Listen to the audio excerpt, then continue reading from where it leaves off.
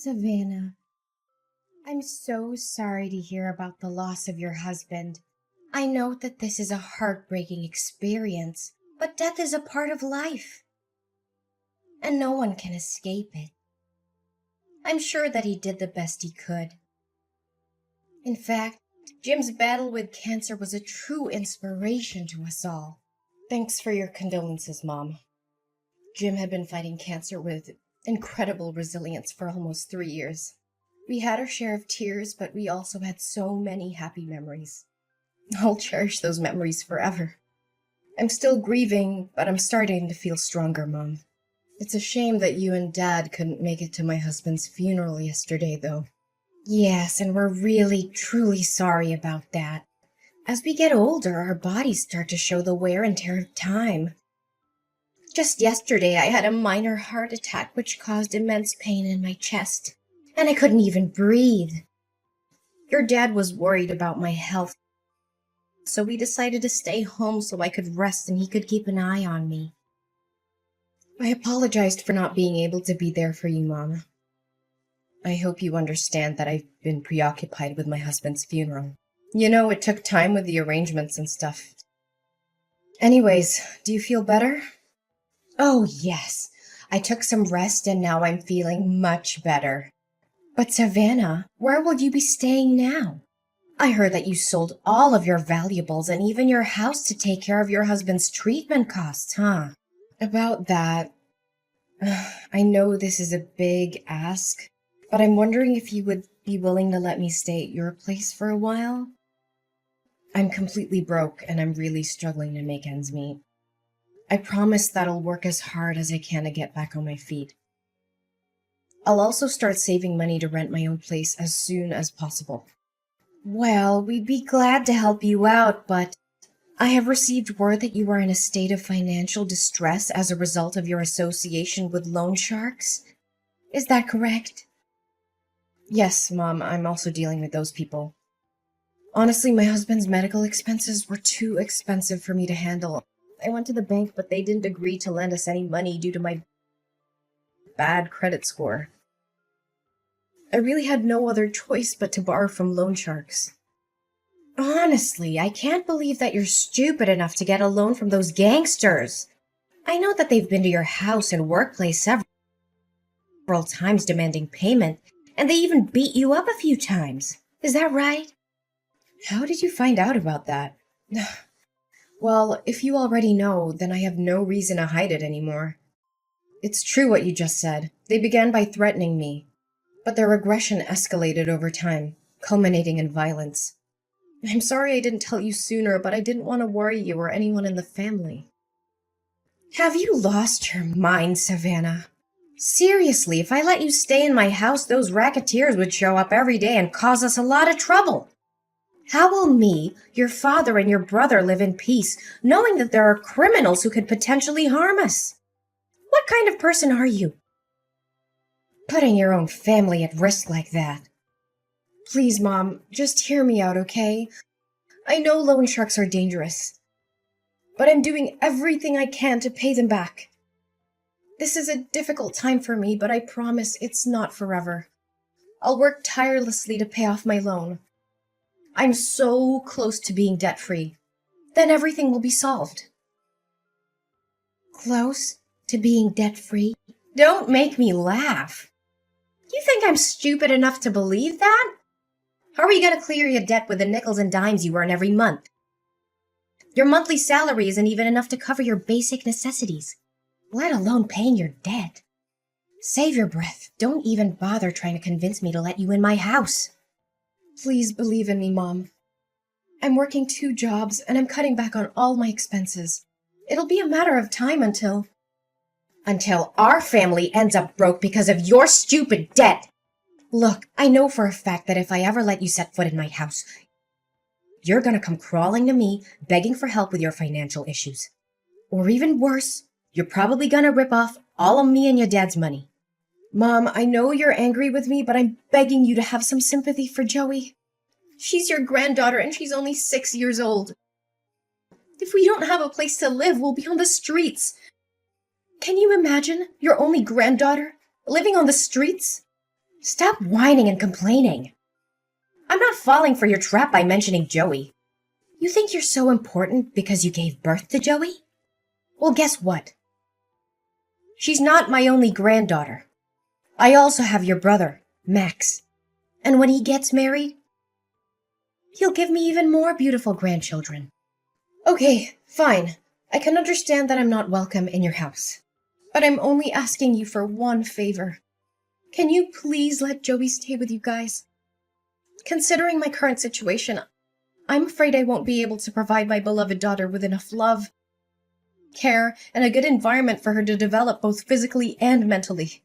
I promise to make a plan to pay off my debt and not to let it impact our family's finances. Just please allow Joey to live with you guys. Well, maybe I can agree with that, but give me a few minutes to think.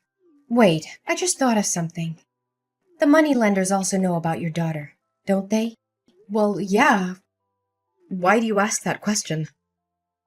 So, if she stays with us, those thugs could also come to my house and use Joey as a hostage to force you to pay for your loan. No way. I don't want to deal with those criminals and be harassed by them day after day. Look, I'm not going to let you or Joey stay with us. Both of you stay away from our peaceful life as far as possible. What? How could you even say no to an innocent 6-year-old girl like Joey? She doesn't know anything, and she has nothing to do with my debt. Can you please reconsider your decision? Look, I said it, and this is the last time I'm going to repeat myself. I don't want you or Joey to appear in my life ever again.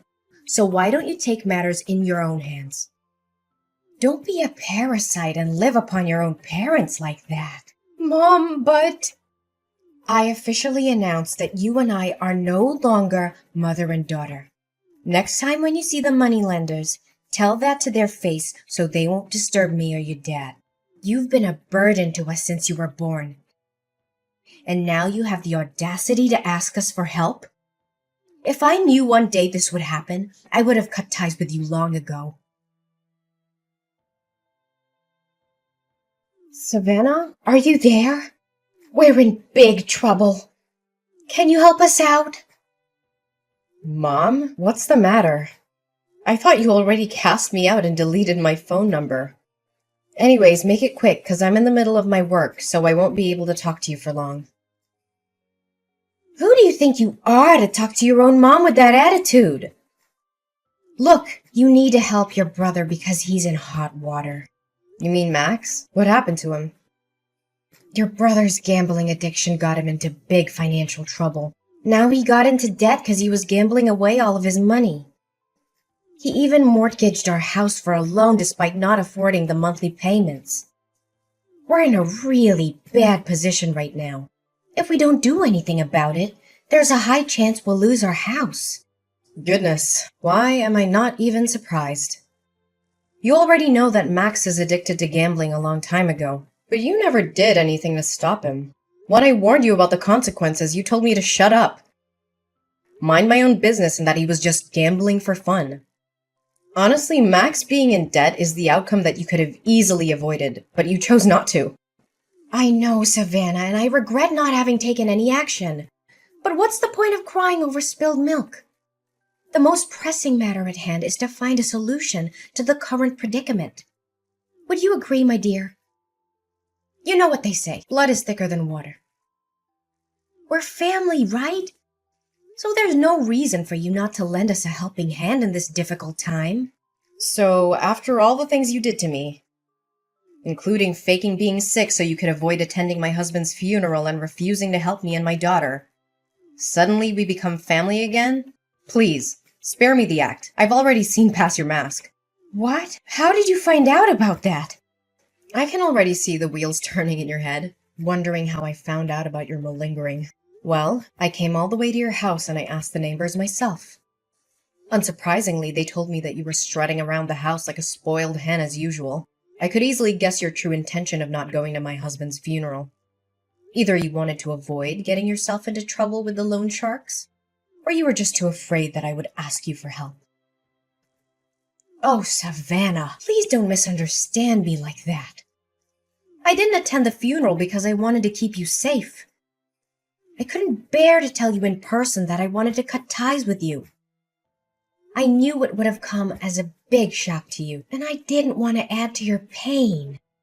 You said it yourself. You have cut me off from your life. Why do you suddenly come back and ask me to help Max with his problems? Well, who else could I be asking other than you? You, Max, your father, and Joey are my only family in this world. And how am I supposed to help you out when I myself already have a problem with finances? Do you know that me and Joey are now living in a homeless shelter? It's all thanks to your kindness, Mom. What? Homeless shelter? You can't even afford to rent public housing or a small apartment?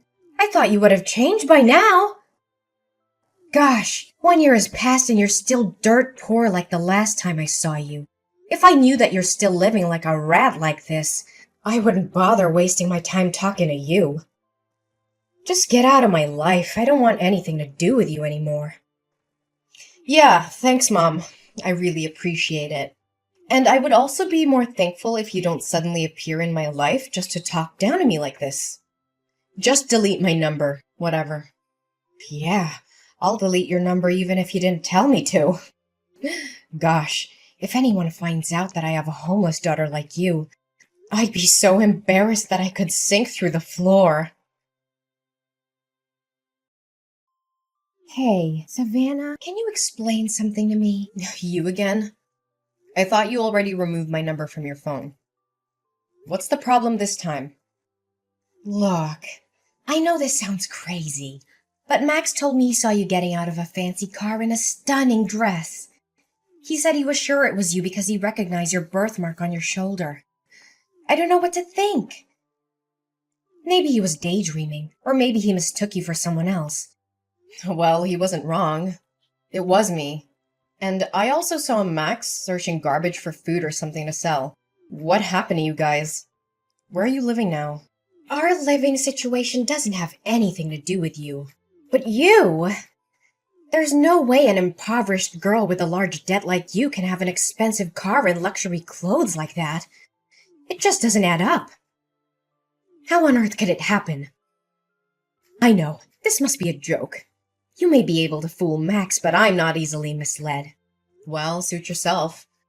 You can choose to believe it or not, but it won't change the fact that I'm now living the best life I could have, alongside the people that love and care for me. I would hazard a guess that you're still finding it difficult to make ends meet. Explain to me what happened. How did you get so rich all of a sudden? Wait. Don't tell me that sex worker is your new job. Well, what else could you possibly do other than leeching off richer men? Seriously, if you don't have anything nice to say, please don't say anything at all. Anyways, back to my story. I was minding my business on my way to work when I witnessed a crime. A woman was having her purse snatched, and I knew I had to do something. I chased after the robber and was able to get the purse back. Let me guess. You found a lot of money in the purse and you just decided to keep it for yourself. How convenient for you. If I had known how quickly you can make money like that, I would have told Max to do the same thing.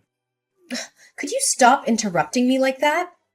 Goodness, you're just as impolite as the last time we talked to each other. Fine. Go on. I can't believe you dare to talk to your own mom in that manner. Okay, so after I returned the purse to the woman, she invited me to dinner. We shared our stories with each other, and it turned out that she was a wealthy woman named Daisy, whose husband, Mr. Johnson, owned a famous fine dining chain. Mr. and Mrs. Johnson couldn't have children together, so after hearing my story, they expressed their sympathy and decided to adopt me as their daughter and Joey as their grandchild. They were also kind enough to help me pay off the rest of my loan. Whoa, hold on right there. So you're telling me you were adopted by a wealthy family? I thought that only happened in fairy tales. How could you strike it lucky like that? This is totally unfair. You're living the high life while we're stuck living in a tent on the streets. Unacceptable! Well, I guess that's what they always say. When one door closes, another one opens. Actually, it's not unfair at all. In fact, you guys got exactly what you deserved. You ruthlessly told me that you no longer considered me as your daughter anymore. And neither Dad nor Max lifted a finger to stop you. You were all on the same boat, determined to kick me out of the house without even a moment's hesitation. What's even more devastating is that after finding out I was living in the homeless shelter, you didn't offer to help me. On the contrary, you even had the nerve to turn your back on me one more time. Honey, I know what we did was totally wrong, but we don't deserve to be punished like this. Look, Savannah.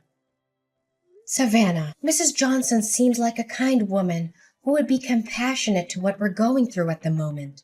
Would you please ask her to adopt your brother as well? Maybe then she would let us stay in her big house. Abigail, you really have no sense of shame, do you? Why would Mrs. Johnson adopt Max when he still has his biological parents on his side? You and the rest of our family abandoned me when I needed you the most. And now that my life is finally starting to look up, you come crawling back to me, expecting help? What kind of person are you? Honestly, you shouldn't have shown your face at all. Savannah, please have mercy on us. I never thought things would turn out this way so quickly. Please think about all the years I've spent raising you to be the beautiful young woman you are today. I appreciate all the time and effort you put into raising me, but I can't forget how you abandoned me when I needed you the most. You were the one who cut ties with me, and you treated me like I was some kind of plague. You didn't even bother to weather the storm with me when I was at my lowest point. Honestly, how could you do that to your own flesh and blood? I know. But please think about Joey, too. I bet she misses seeing her uncle and grandparents very much. You know what? I was the one who introduced you to Jim, your late husband. Do you remember that? You two were so good together, and all of your friends were so jealous when you got married to Jim. Yeah. You wanted us to become a couple because you were after his money. But then you strongly disapproved of our marriage when you found out he was an orphan. And after we got married, you encouraged me to divorce him when he got sick and his company went bankrupt. But I was determined to stand by my husband's side. So now you want me to thank you for introducing me to Jim? Oh, come on, sweetheart. Don't you see? Everything I did was for your own good. If you had divorced Jim like I told you to, you wouldn't have been deep in debt like you were back then. It was you who chose not to take my advice. So why are you blaming me for not helping you, huh? Look, just have a word with Mr. and Mrs. Johnson. Tell them to let us move into their house. Seriously, after getting to know how you treated me, Mrs. Johnson was livid with you. I don't think she even wants to see your face. So don't waste your time begging anymore. It's no use. Why did you appear at my wedding? I don't recall having invited you. And more importantly, how did you find out about it? Oh, Savannah, you might not know it, but I was watching over you the whole time. I know everything about you and your new family. You mean stalking me? Good joke, but serious talk here. You could have chosen anyone. But why an ordinary cashier like Michael? That part I can't understand. I mean, I didn't even know that job exists. Well, there are more important things in a marriage than money, you know. Michael always lights up my world with his positive energy, and we truly love and cherish each other. By the way, I've had enough of your constant texts and calls. I'm also tired of you showing up at my front door and making a fuss. I know Max got himself into trouble again, but ain't no way I'm gonna help you guys. I've already agreed to send you a monthly allowance and rented you a small apartment. That's the best I can do. Please help us, dear daughter. Max got back to his old way again. He swindled the money you sent me, gambled it all away, and ended up in debt again. And I can't believe he was stupid enough to actually steal a car and got caught by the police only 30 minutes after that. Now the victim demands $50,000 for restitution, or else your brother will be sentenced to 5 years in prison. Please do something about it, Savannah. I know you told me about that. But this time I'm not going to help you anymore. It's all your fault that he became like this. You didn't do or say anything to stop him, and you tolerated each and every one of his crimes. Now it's time for him to man up and take responsibility for his actions. Please, honey. You know Max is my precious son. I can't stand seeing him being locked up in jail like that. You saw me kneel down and beg for your forgiveness at your wedding. I know we did you wrong. But please give us another chance. It's none of my concern. You should consider yourself lucky that I even let you sit through my whole wedding, even though you cried and made a scene the whole time. My adoptive parents were this close to calling the bodyguard to kick you out. I told you already, I'm not going to help you anymore. Max has to learn his lesson, and so do you. My mother, Abigail, was desperate to help my brother Max avoid getting arrested for the crime he had committed. She couldn't afford to pay the restitution the court had ordered, so she came up with a crazy plan. She used a fake gun to rob a bank. She was arrested almost immediately and sentenced to 2 years in prison. I do feel sorry for Max and my mom. I visited them in jail every now and then, but they always became angry when they saw me. They threw fits and blamed me for their being in jail. They seemed to be unable to see the error of their ways. After my dad left alone in the house, I invited him to live with us and my husband Michael. However, he refused, feeling ashamed of what he had done to me. He chose to live by himself in the apartment that I had rented for him.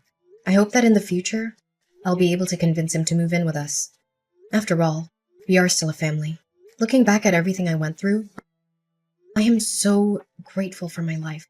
There were times when I thought I couldn't make it, and I even considered suicide.